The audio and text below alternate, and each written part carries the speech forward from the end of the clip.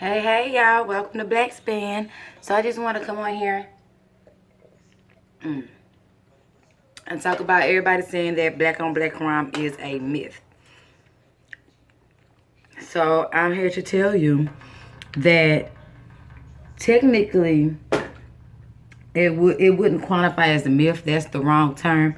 It's just made up. It's make believe, which is basically what a myth is. I guess so. Maybe it is a myth. And I know a lot of people don't agree with it. I saw this video on Shakana page where this guy was saying he live in the ghetto. He knows the thing black on black crime. No, it's not. That's why you never hear anybody saying white on white crime or Asian on Asian crime or nothing like that. Because the term black on black crime stem from all the way from the Reagan administration all the way down to the Clinton administration. And all they're saying is that they had a negative propaganda campaign out against us. You have to excuse me, I'm looking down because I'm looking at my makeup trying to see what I want to do. They had a negative propaganda campaign about us back when Reagan was in the house. As you all know, he named the Mexican, the Negro Aboriginal from Mexico. He named them Hispanics because they didn't want to be black. Excuse me, and all that other stuff, etc., etc. So, but what you guys don't realize is that you guys remember in the 80s, you could probably look it up, where they were saying that, what were they saying? Black people had a larger medulla oblongata, and that made them inherently violent. You guys don't remember that? Black people are inherently violent?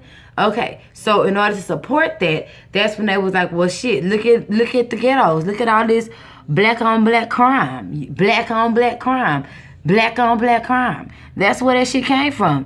They were trying to legitimize. Hold on,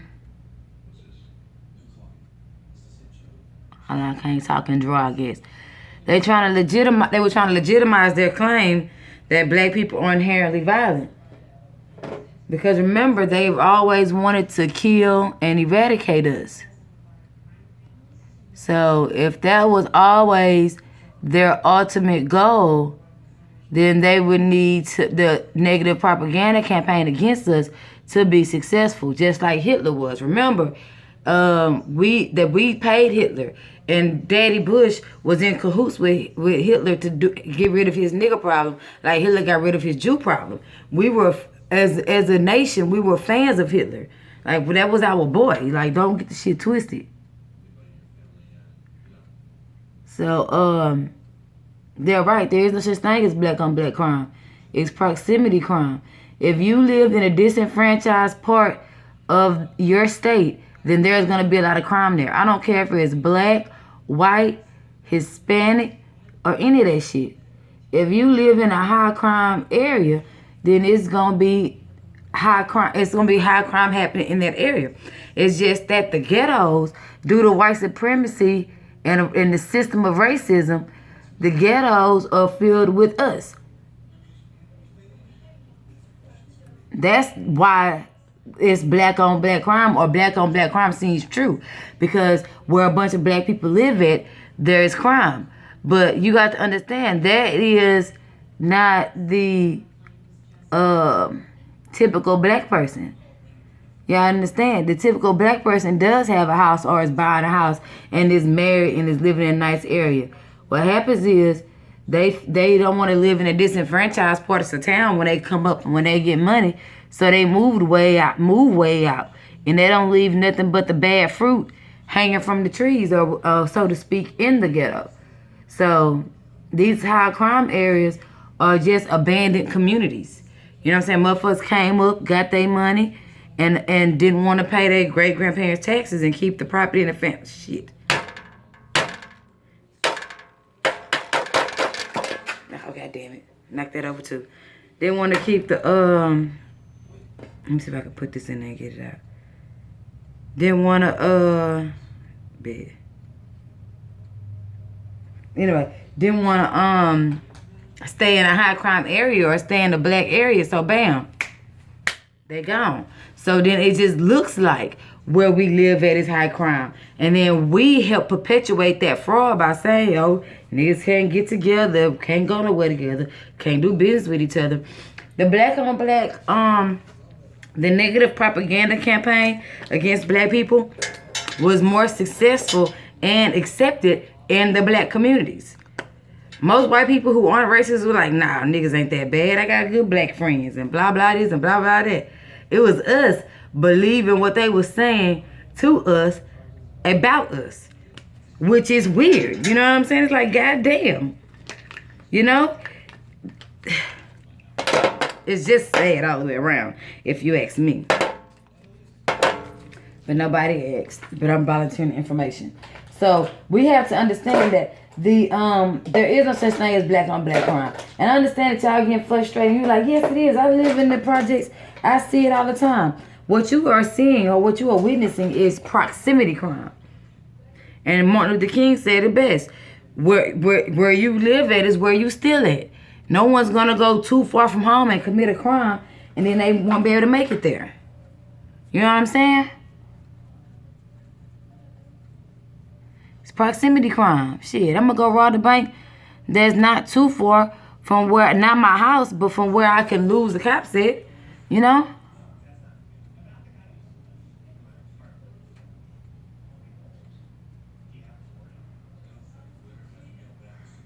Hold on, y'all. I'm coming.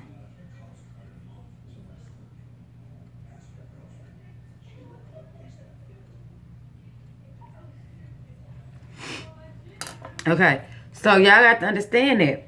What about that girl Denise? Y'all want to go to her house? The new little homegirl y'all added to the group? Nope, nothing. I'll talk to you when I finish recording. Anyway, so we have to get that through our heads. There's no such thing as black on black crime. It's proximity murder. It's a part of the negative propaganda campaign that they put out against us. And if you are familiar with the later works, when Martin Luther King was getting more revolutionized, he said that there's no such thing as black on black crime. We're not out here killing each other. They kill us more than we kill each other. But they got us thinking that we murder each other more than white folk kill us, nigga. That'll never be true. We'll never get to them numbers. Ever.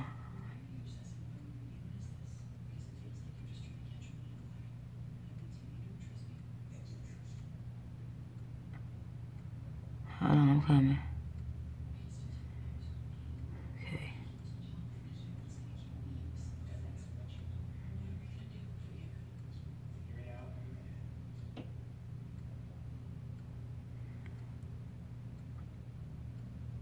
I know y'all hate when I do my makeup and record. My bad, y'all.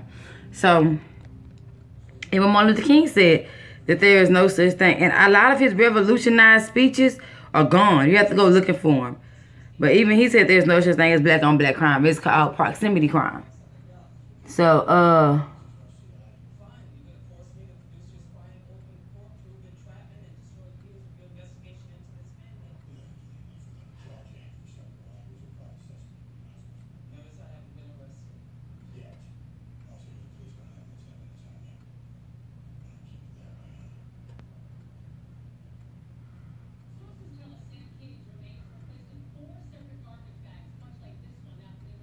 all right.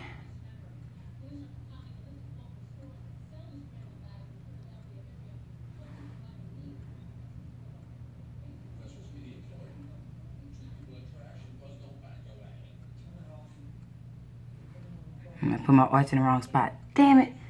Whatever. It's all good. At least I'm still cute.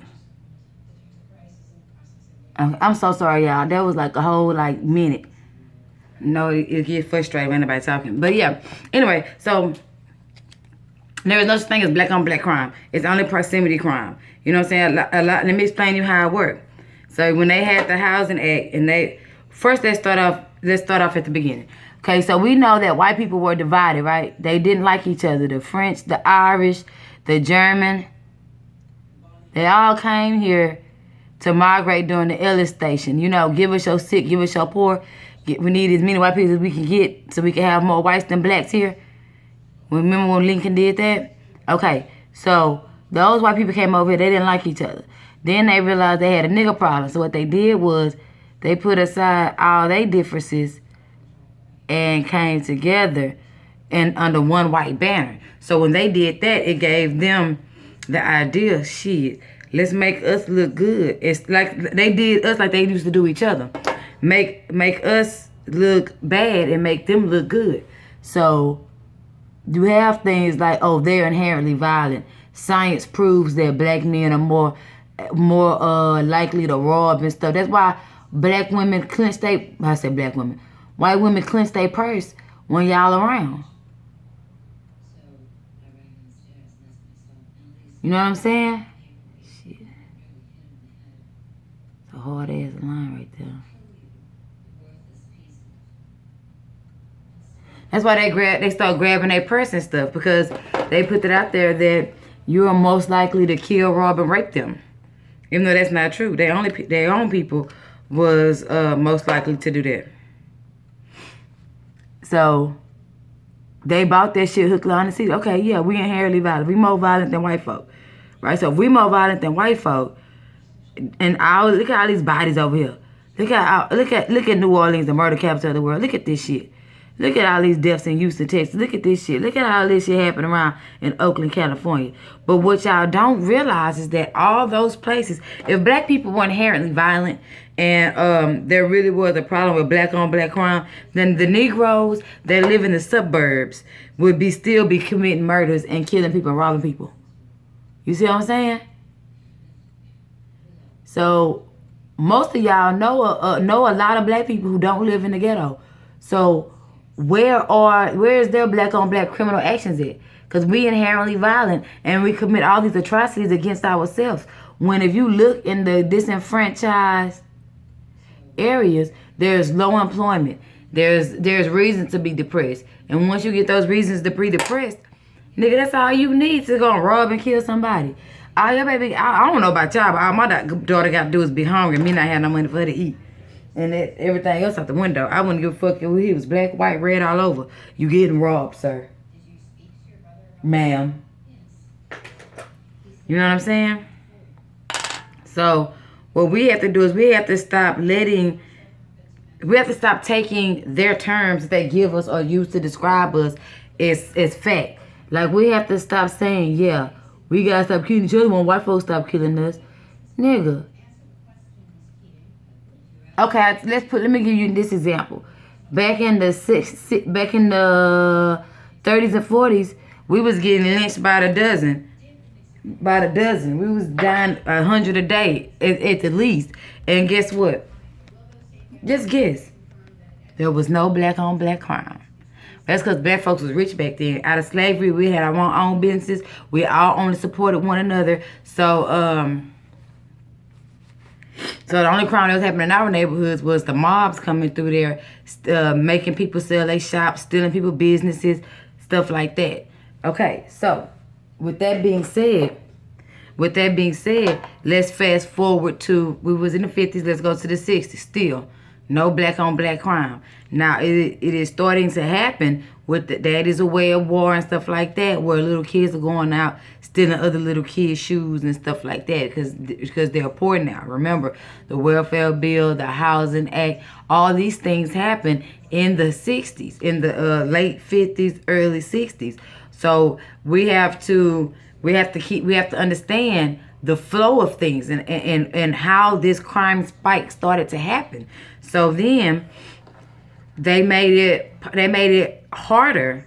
Let's put it like that. Because in my grandparents' day, people was buying houses and getting loans and moving up and getting all kind of stuff back in them days. Now, I don't know if it was because my papa was a veteran or what, but he had several houses. So what I'm saying is that then the Housing Act came.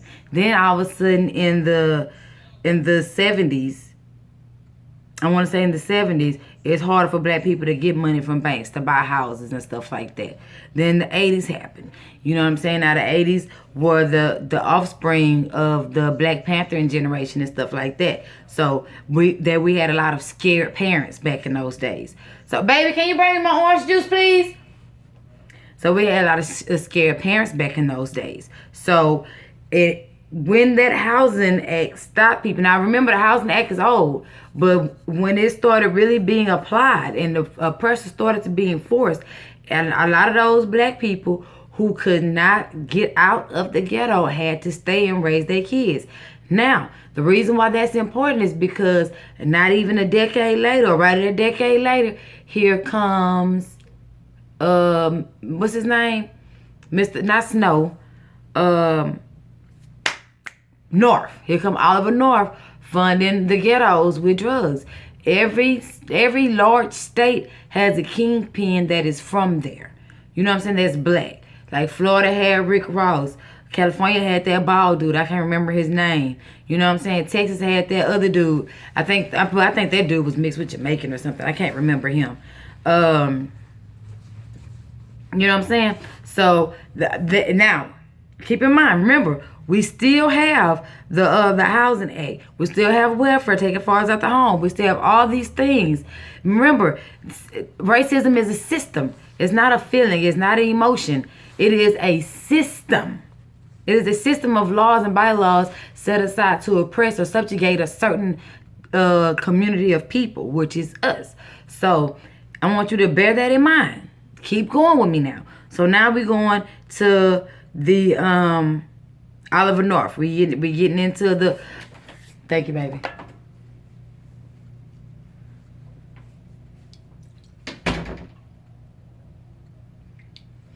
Okay.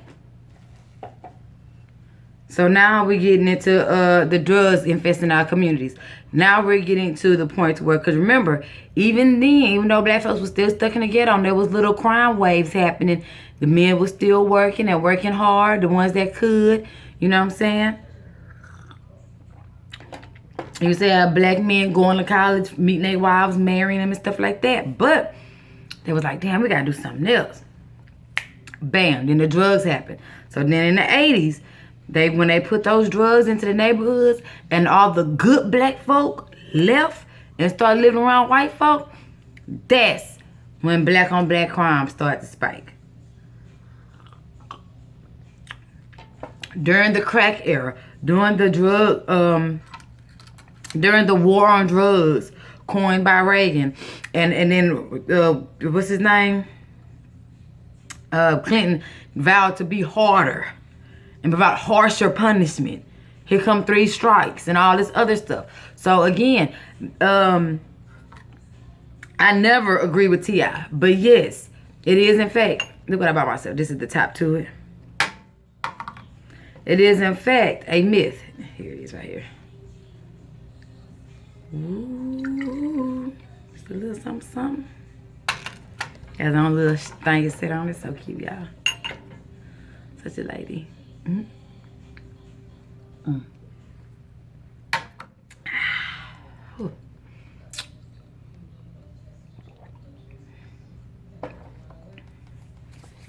Oh, I gotta go buy some more of this.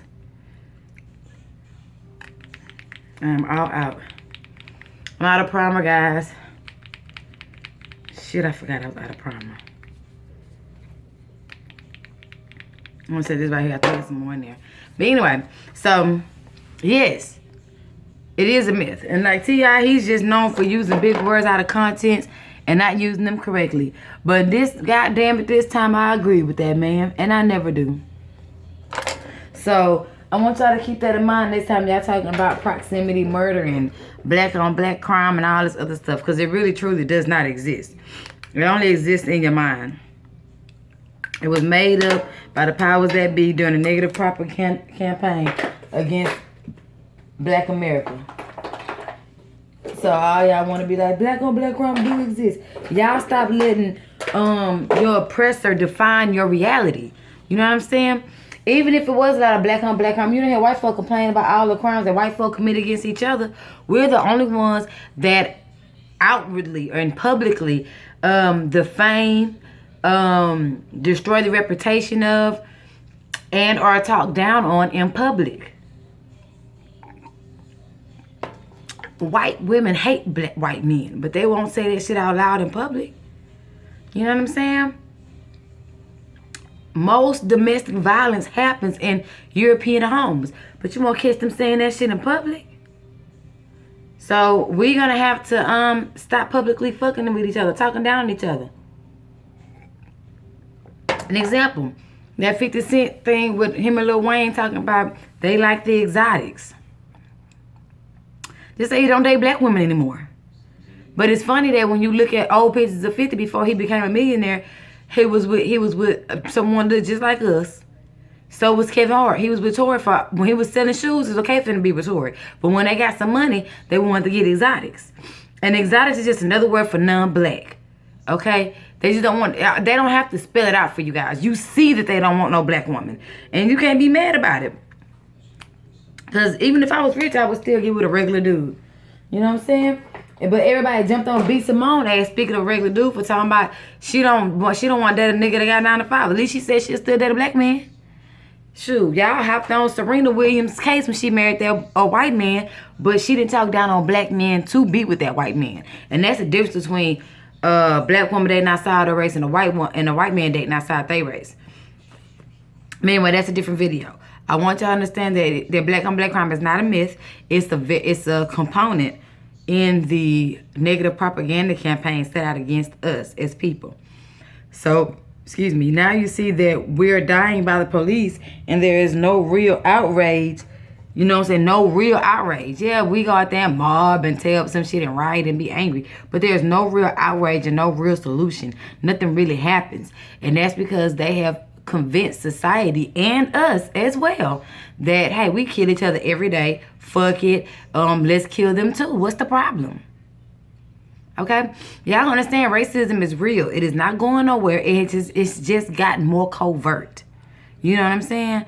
So if they brainwash you and make you think that the nigga to your left and the nigga to your right is plotting on killing you or murdering you, and they got you in this PTSD weakened state of mind, then shit, you would kill the nigga to your left and to your right before you let him kill you. Right? Because the first thing they did was got us to not trust each other. Once they got us to not trust each other, they could feed us anything about one another and we was going to buy it, sell it, smoke it, eat it, drink it, fuck it, whatever. So we have to understand that this is by design and this is on purpose. Yes, my foundation I use is the same color as my face. I ain't trying to look light-skinned. I ain't trying to look exotic. But yeah, so we have to kind of, we have to understand certain things. And we have to pay attention. And we also have to be willing to let that be the truth. We have to be willing to let go of the lie and hold on to the truth. We have to be willing to say, you know what? Them white folk right there make up black on black crime. They right there make that shit up and push it further to further their agenda. You know what I'm saying? Stop talking down on your brothers and sisters because you don't agree with them. I don't like shit T.I. say half the time. Especially the fucking Mike. Killer Mike showed his true colors when he made that bullshit ass Netflix TV series Cripple Cola. When they could have made that soda any kind of soda and didn't name it after a game. Shit, that was my eyebrows. A little bit, but not too much. So, fuck what Big Mike talking about. I don't trust that nigga no way. Never have. He say some cool shit sometimes, just like T.I. But I don't trust no nigga that's rich that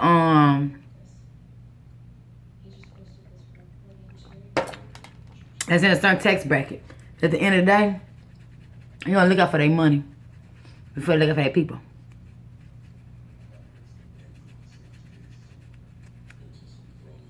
Malcolm X wasn't a rich man, he ain't have shit. I'd rather a leader that ain't got shit. You know what I'm saying? Because half these niggas be doing this shit for shits and giggles. T.I. was losing all kind of traction in the media for cheating on his wife so many times. So he had to become pro something. Because black woman was eating his ass up. You know, he realized who his fan base was. You understand what I'm saying? Alright, I'm about to do another video. I'll be right back.